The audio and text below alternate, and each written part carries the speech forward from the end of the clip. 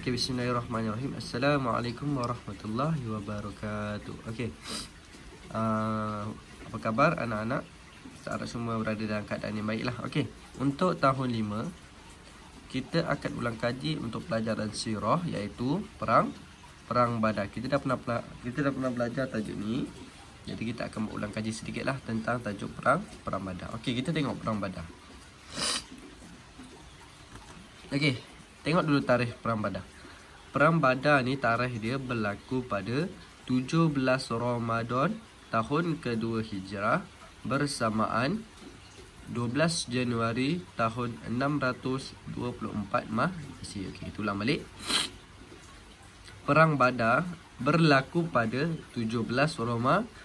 Sekarang ni kita tengah menyambut bulan apa? Bulan Ramadan. Maknanya perang Badar ni berlaku pada bulan Ramadan, iaitu pada 17 Ramadan. Tahun berapa? Tahun kedua Hijrah bersamaan 12 berapa? 12 Januari tahun 624 Masih. Okey, boleh dapat 17 Ramadan tahun kedua Hijrah bersamaan 12 Januari tahun 624 Masih. Okey, tengok faktor dia. Faktor peperangan ni berlaku kerana apa? Peperangan Badar ini berlaku kerana Rasulullah dan kaum Muhajirin ingin merampas kembali harta yang ditinggalkan mereka di Mekah yang telah dicuri oleh musyrikin Mekah. Hal ini diketahui oleh Abu Sufyan bin Harb yang mengetahui orang musyrikin Mekah ingin mencuri harta, dan dengan segera menghubungi Abu Jahal bagi memohon bantuan tentera untuk melindungi rombongan perdagangan dan harta yang mereka Ustaz salah tulis. Harta yang mereka curi. Okey, kita ulang balik. Peperangan ini berlaku kerana Rasulullah dan kaum Muhajirin ingin merampas kembali harta yang ditinggalkan mereka di Mekah yang telah dicuri oleh orang musyrikin Mekah. Okey, kat sini kita tengok. Maknanya Rasulullah dan kaum Muhajirin ni dia nak merampas balik harta yang kena curi. Rasulullah dan kaum Muhajirin ni dia nak rampas balik harta diorang. Sebab apa? Sebab harta diorang ni telah dicuri oleh siapa? Telah dicuri oleh orang musyrikin Mekah. Sebab itulah berlakunya perang Badar ni. Sebab Rasulullah dan kaum Muhajirin dia nak rampas balik harta dia yang dicuri. Okey. Kemudian hal ini diketahui oleh siapa? Maknanya dia peperangan ni, maksudnya Rasulullah dan kaum Muhajirin ni dia tadi nak apa? Tadi dia nak merampas balik kan harta yang dicuri. Jadi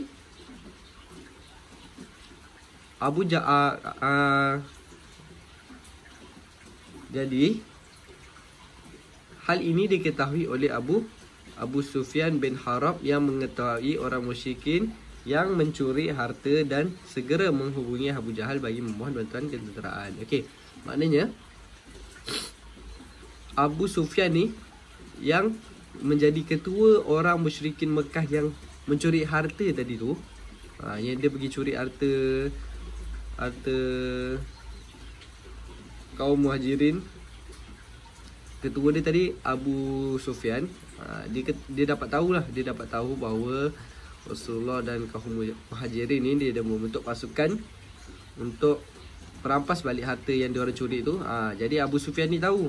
Jadi bila Abu Sufyan ni tahu, dia segera menghubungi Abu Jahal untuk memohon bantuan tentera untuk melindungi rombongan perdagangan dan harta yang mereka curi. Maknanya dia minta pertolongan orang jahat dia tadi. Orang musyrikin Mekah tadi, ketua dia Abu Sufyan tu, dia pergi minta bantuan dengan Abu Jahal. Dia minta bantuan Abu Jahal untuk apa? Untuk dia melindungi rombongan perdagangan dan harta yang mereka mencuri. Okey, kemudian tengok boleh faham faktor kenapa berlakunya perang Badar? Boleh faham ya? Okey. Kita tengok bilangan tentera Islam. Okey. Tentera Islam. Ketika perang Badar, tentera Islam hanya 313 orang sahaja yang dilengkapi 2 ekor kuda perang dan 70 ekor unta sebagai tunggangan. Maknanya tentera Islam ni hanya 313 orang sahaja. Dan dilengkapi 2 ekor kuda perang dan 70 ekor unta sebagai tunggangan. Tentera Islam ni dia hanya 2 ekor kuda perang dan 70 ekor unta sebagai tunggangan. Dia ada 70 ekor unta saja sebagai tunggangan. Dia bergila-gila lah ni. Okey. Tentera Islam ni, tentera Islam diketuai oleh Nabi Muhammad sendiri ataupun diketuai oleh Rasulullah sallallahu alaihi wasallam.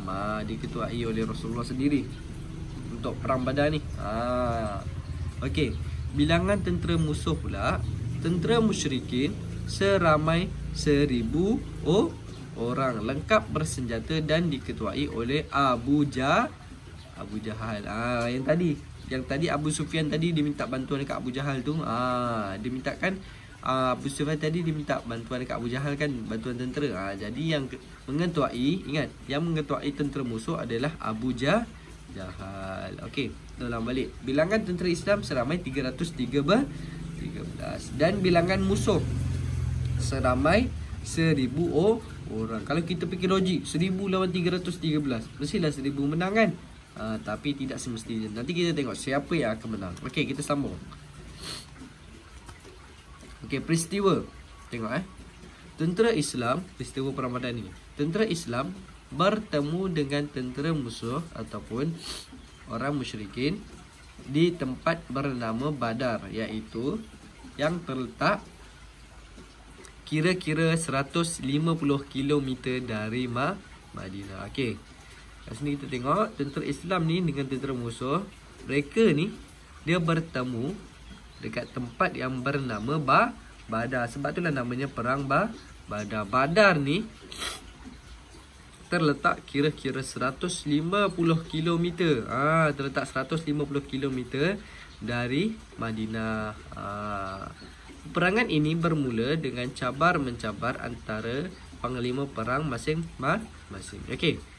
Maknanya perang ni dimulakan dengan cabar-mencabar antara panglima perang masing-masing. Setiap perang dia ada panglima-panglima dia sendiri. Okey. Tengok Untuk Islam, panglima dia Ubaidah bin Al-Harith, iaitu tentera Islam. Nampak ni. Ubaidah bin Al-Harith, tentera Islam. Lawan dengan Utsbah bin Rabi'ah. Okey, kita tengok. Ubaidah, ingat Ubaidah bin Al-Harithah lawan dengan Utsbah bin Rabi'ah daripada tentera musuh. Nampak? Ubaidah bin Al-Harithah lawan dengan Utsbah bin Rabi'ah. Okey. Tengok yang kedua. Hamzah bin Abi Talib daripada tentera Islam lawan dengan Syaibah bin Rabi'ah. Syaibah bin Rabi'ah. Yang ketiga, Ali bin Abi Talib lawan dengan Walid bin Utsbah. Okey. Kita tengok untuk tentera Islam, kita ada 3. Yang pertama, Ubaidah bin Al-Harithah, Hamzah bin Abi Talib, Ali bin Abi Talib. Ada 3. Kalau untuk tentera musuh pula, kita ada Utsbah bin Rabi'ah, Syaibah bin Rabi'ah dan Walid bin Utsbah. Kita ada 3 juga. Senang je nak ingat. Ubaidah bin Al-Harithah lawan dengan Utsbah. Ingat Utsbah yang pertama. Yang kedua, Hamzah bin Abi Talib lawan dengan Syaibah bin Rabi'ah. Okey, yang ketiga, Ali bin Abi Talib ni lawan dengan anak Utbah ni siapa anak Utbah ni? Walid bin Utbah. Ketiga-tiga panglima musuh ni tewas. Nampak? Ketiga-tiga panglima musuh ni tadi siapa? Utbah, Syaibah dan Walid. Walid ni tiga-tiga mereka ni tewas. Nampak? Jadi kita tengok kemenangan di pihak siapa? Kemenangan di pihak tentera Islam. Walaupun nampak? Walaupun tentera musuh ni lebih ramai daripada tentera Islam, tapi tentera Islam tetap menang. Dia ada strategi dia. Okey, tengok bilangan yang mati syahid. Okey. Untuk tentera Islam, bilangan yang syahid seramai 14 orang tentera Islam yang syahid, termasuk termasuk Ubaidah bin Al-Harithah. 14 orang ni termasuk juga kita punya panglima Islam, iaitu Ubaidah bin Al-Harithah. Okey, ulang balik. Tentera Islam yang syahid adalah 14 orang, termasuk siapa? Termasuk Ubaidah bin Al-Harithah. Okey. Kemudian tengok bilangan tentera musyrikin yang terbunuh. Okey. Bilangan tentera musyrikin yang terbunuh seramai 70 orang musyrikin Mekah yang mati, termasuk tengok termasuk siapa? Siapa yang ketua tentera musuh tadi? Termasuk Abu Jahal, ketua musuh tadi. Dia pun mati dalam peperangan. Abu Jahal ni seramai 70 termasuk Abu Jahal, dan 70 lagi ditawan. Boleh faham? Boleh faham setakat ni? Okey, kita ulang balik.